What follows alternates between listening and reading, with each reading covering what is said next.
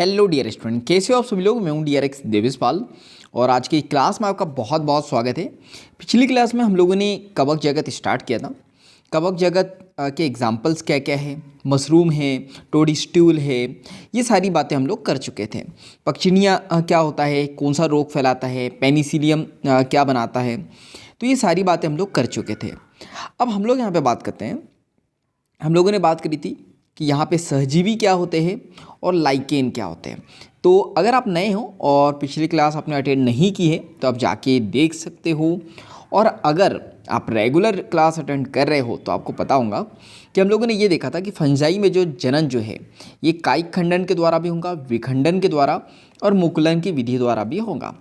अलैंगिक जनन बीजाणु की बात करते हैं तो अलैंगिक जनन जब भी होगा तो उसे हम लोग कोनिडिया कह देते हैं। अलैंगिक जनन जब बीजाणु बनेगा तो उसे हम लोग कोनिडिया कहते हैं, अथवा धानी बीजाणु अथवा चल बीजाणु हम लोग उसको कहते हैं। ठीक है, चल बीजाणु यानी चलने वाला बीजाणु, तो चल बीजाणु के द्वारा होता है। अब हम लोग यहाँ पे लैंगिक जनन की बात करते हैं। ठीक है, तो लैंगिक जनन की बात करते हैं। लैंगिक जनन निषिक्तांड जो यानी इसको हम लोग कहते हैं उस्पोरा, हिंदी की टर्मोलॉजी जो है ना ऐसी होती है। तो यहाँ पे एस्कस बीजाणु तथा बेसिडियम बीजाणु द्वारा ये होता है। अब ये एस्कस क्या होता है तो आगे हम लोग देखेंगे। एस्कस एक स्ट्रक्चर होता है जिसमें केंद्रक आपस में मिलते हैं, और बेसिडियम वो होता है जहाँ पे बहुत सारे बीजाणु बनते हैं। विभिन्न बीजाणु स्पष्ट संरचनाओं में उत्पन्न होते हैं जिन्हें फलनकाय कहते हैं। तो बोला जा रहा है कि जो सुस्पष्ट बीजाणु जिसमें बनेंगे ना वो एक ऐसे बनेंगे, ऐसे फलनकाय रहेगा, और इसके अंदर बहुत सारे बीजाणु बनेंगे तो उसको हम लोग फलनकाय कह देते हैं। अब बात करते हैं हम लोग लैंगिक जनन की। तो बोला जा रहा है कि लैंगिक जनन के 3 सोपान होते हैं, यानी 3 प्रोसेस होती है, 3 स्टेप होती है। तो चलो वन बाय वन हम लोग देखते हैं। तो 2 चल अथवा अचल युग्मकों के प्रोटोप्लाज्म का संलयन होना, इस क्रिया को प्लाज्मोगेमी कहते हैं। देखो, तो हम लोग बात करते हैं पहली प्रोसेस में क्या होगा, 2 चल या तो अचल युग्मक होंगे। ठीक है, तो मैंने बताया था आपको कि यहाँ पे जो है ये सेप्टेड या असेप्टेड हाइपा होते हैं कवक में, तो ये आपस में जो है मिलेंगे। ठीक है, इस तरह मिलेंगे। क्या बोला जा रहा है, 2 युग्मक, इनका प्रोटोप्लाज्म मिलेगा। ठीक है, क्या मिलेगा, प्रोटोप्लाज्म। अब मुझे बताओ प्रोटोप्लाज्म क्या होता है। तो ये याद रखना, जो केंद्रक का द्रव्य होता है और जो कोशिका द्रव्य होता है, उन दोनों द्रव्य को मिला के कहते हैं प्रोटोप्लाज्म। क्लियर है, तो इन दोनों का द्रव्य मिलता है आपस में, यानी संलयन होना, और इस प्रोसेस को क्या कहेंगे, प्लाज्मोगेमी। मोस्ट इंपॉर्टेंट याद रखना, क्या बोल देंगे हम लोग, प्लाज्मोगेमी। इसके बाद हम लोग यहाँ पे बात करते हैं नेक्स्ट। तो सेकंड प्रोसेस में क्या होगा तो ये देख लेते हैं। 2 केंद्रकों का संलयन होना जिसे केंद्रक संलयन कहेंगे। ठीक है, तो ये याद रखना। अब क्या होगा, फर्स्ट प्रोसेस में क्या हुआ था, प्लाज्मोगेमी। सेकंड में क्या होगा, यहाँ पे जो 2 केंद्रक है, ये जो 2 केंद्रक है वो आपस में मिलेंगे। क्लियर है, दूसरी प्रोसेस समझ में आ गई। इसके बाद हम लोग यहाँ पे बात करते हैं, तीसरी प्रोसेस देख लेते हैं हम लोग। तो ये याद रखना है, युग्मनज में, युग्मनज का मतलब होता है जाइगोट में मियोसिस के कारण अगुणित बीजाणु बनना। लैंगिक जनन में संयोज्य संगम के दौरान 2 अगुणित कवक तंतु पास आ जाते हैं और संलित हो जाते हैं। कुछ फंजाई में 2 अगुणित कोशिकाओं में संलयन के तुरंत बाद एक द्विगुणित कोशिका बन जाती है।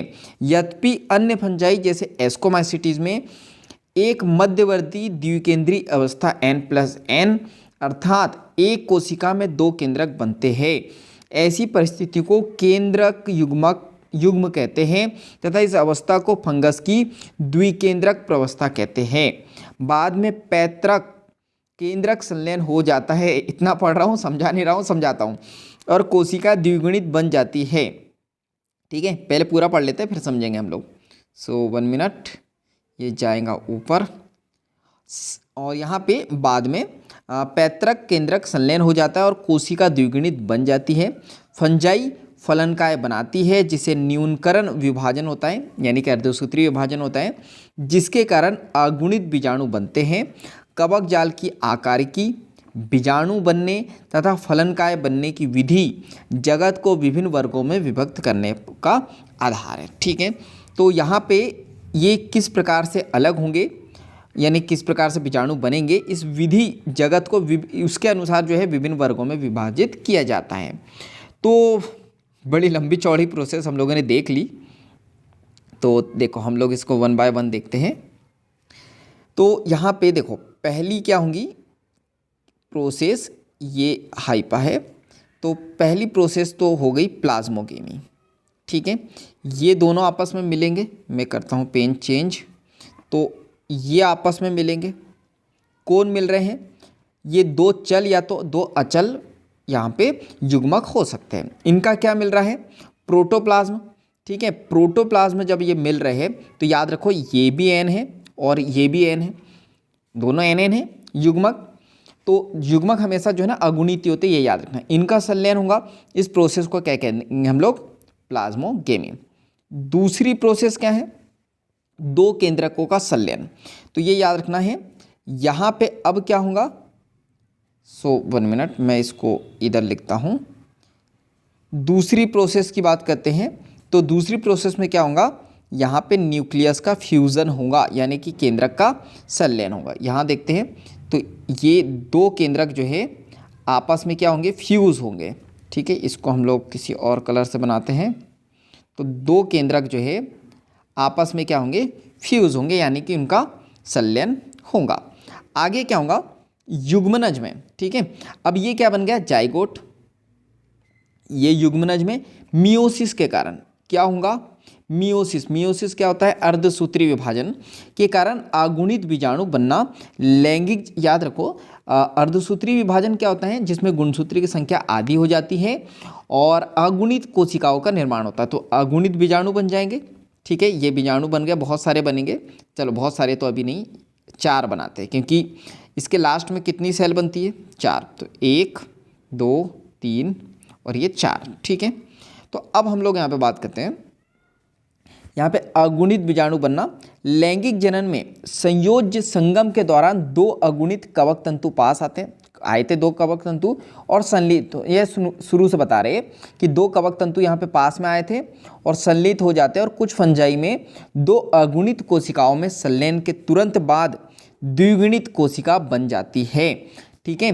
तो ये याद रखना है, द्विगुणित बन जाती है। तो यहाँ पे क्या हुआ, ये एन और एन कितने हो जाएंगे, 2n हो जाएंगे। जाइगोट कैसा बन जाएगा, 2n बन जाएगा, तो ये द्विगुणित बन जाएगा। यद्यपि अन्य फंजाई जो एस्कोमाइसिटीज है, इसमें एक मध्यवर्ती द्विकेंद्रीय अवस्था पाई जाती है, अर्थात एक कोशिका में 2 केंद्रक बनते हैं। ऐसी परिस्थिति को केंद्रक युग्म कहते हैं। तो ये याद रखना। यहाँ तो ये हो गया, क्या बन गया, जाइगोट।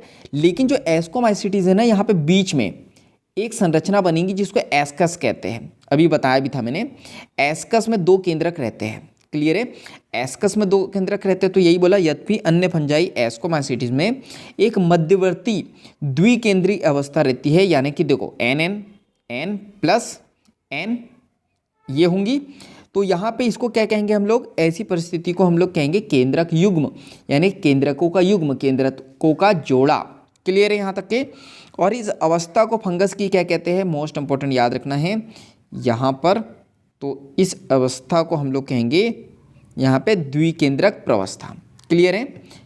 फिर बाद में क्या होगा, बाद में पैतृक केंद्रक संलयन हो जाते हैं, यानी केंद्रक संलयन हो जाते हैं और कोशिका द्विगुणित बन जाती है। यही जो मैंने बताया आगे, ये इसके बाद सेम ये वाली प्रोसेस, जिसे हम लोग क्या कहते हैं, फंजाई फलनकाय बनाती है, ये याद रखना। अब जिसमें बनेगा ना ये स्ट्रक्चर को हम लोग क्या कहेंगे, इस स्ट्रक्चर को हम लोग कहेंगे फलनकाय, क्लियर है। जिसमें न्यूनकारी, ये देखो मियोसिस बताया मैंने आपको, जिसमें न्यूनकारी विभाजन होगा, जिसके कारण 1 मिनट, जिसके कारण 1 मिनट दिक्कत, देखो न्यूनकारी विभाजन हो गया, जिसके कारण अगुणित बीजाणु, जब 4 बीजाणु बने थे तो ये कैसे बने थे, अगुणित बने थे, ठीक है। कवक जाल के आकार की बीजाणु बनने तथा फलनकाय बनने की विधि जगत को विभिन्न वर्गों में विभाजित करने का आधार है, क्लियर है। तो ये तीनों स्टेप आपको समझ में आ गई होंगी। क्या क्या हुआ, पहले प्लाज्मोगेमी हुई, ठीक है। क्या हुआ पहले, फर्स्ट ये लैंगिक जनन की बात याद रखना, प्लाज्मोगेमी, यानी कि जो प्रोटोप्लाज्म है वो आपस में मिलेंगे। दूसरी प्रोसेस न्यूक्लियस फ्यूजन, ठीक है, यही लिखा हुआ है केंद्रक संलयन। तीसरी प्रोसेस, यहाँ पे क्या होगा, ये जो दो न्यूक्लियस है N+N, ये मिलके 2N कोशिका बना लेंगे। ठीक है, लेकिन कुछ में नहीं होता है, जैसे एस्कस में नहीं होता है। तो इससे पहले एक और संरचना बनती है N+N, जिसको हम लोग एस्कस कहते हैं। क्लियर है, ये याद रखना। जब मैंने आपको लेक्चर में पढ़ाया है ना ये सारी चीज़ें, तो बहुत अच्छे से डायग्राम बना के बताया है। यहाँ पे डायग्राम बनाना संभव नहीं है, तो जितनी कोशिश हो पा रही है उतनी थ्योरी में हम लोग समझने की कोशिश कर रहे हैं।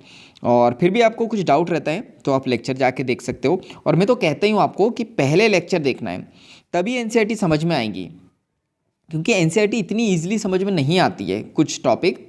तो पहले लेक्चर अटेंड करना है, फिर एनसीईआरटी पढ़नी है, फिर एमसीक्यू लगाना है। ये आपका रोड मैप होना चाहिए पर डे का पढ़ाई का। क्लियर है यहाँ तक के? चलो इसके बाद हम लोग यहाँ पे बात करते हैं नेक्स्ट। तो अब नेक्स्ट क्या है, फाइकोमाइसीटीज। क्लियर है यहाँ तक के? देखो अब क्या हुआ है, अभी तक के क्या देखा हम लोगों ने, देखो अभी तक क्या हम लोगों ने यहाँ पे कुछ बेसिक चीज़ें देखी, इंट्रोडक्शन। इसके बाद यहाँ कुछ अलैंगिक जनन देखा। क्लियर है, जो बीजाणु के द्वारा होगा। इसके बाद आज हम लोगों ने क्या देखा, लैंगिक जनन। अब क्या होता है, जैसा कि बोला गया है यहाँ पे, इसके अनुसार जो है ना, इसको अलग अलग भागों में या वर्गों में डिवाइड किया गया। तो एक फाइकोमाइसीटीज़ है, दूसरा कौन सा हमारा, एस्कोमाइसीटीज़। तीसरे की बात करते हैं तो तीसरा जो है हम लोगों का वो है बेसिडोमाइसीटीज़, और लास्ट ड्यूटेरोमाइसीटीज़। क्लियर है, ये पढ़ने के बाद में लगभग हमारा कवक जगत फिनिश हो जाएगा। क्लियर है, तो आज के लिए इतना ही। कल हम लोग 1 बाय 1 पढ़ेंगे। लेकिन हाँ, एक चीज़ ये याद रखना, ये जो जितने एग्जाम्पल दिए हैं ना, यहाँ से क्वेश्चन आते ही आते हैं। तो कल हम लोग पढ़ेंगे, यहाँ से फाइकोमाइसीटीज़ स्टार्ट करेंगे। तो आज के लिए इतना ही। जल्दी से आप लोग वीडियो को लाइक कर दो और कमेंट्स करके बताओ मुझे क्लास समझ में आई क्या। अगर क्लास समझ में आई हो तो कमेंट्स बॉक्स में यस टाइप कर देना है। इस वीडियो को ज़्यादा से ज़्यादा शेयर कर दो, क्योंकि जब हम दूसरों की हेल्प करते हैं तो ये नेचर हमारी हेल्प करता है। चैनल पर नए हो तो जल्दी से सब्सक्राइब कर दो और बेल आइकन को दबा दो, ताकि जब भी ऐसी वैल्यूबल क्लास डले तो उसकी नोटिफिकेशन सबसे पहले आपको मिल जाए और कोई भी क्लास आपकी मिस ना हो। तो बाकी हम लोग मिलेंगे नेक्स्ट क्लास में, इसी तरह हंसते हुए, मुस्कुराते हुए और जीवन का इसी तरह आनंद लेते हुए, मेहनत करते हुए और अपने गोल की तरफ आकर्षित होते हुए। तो जब तक के लिए thank you, bye bye and go for success.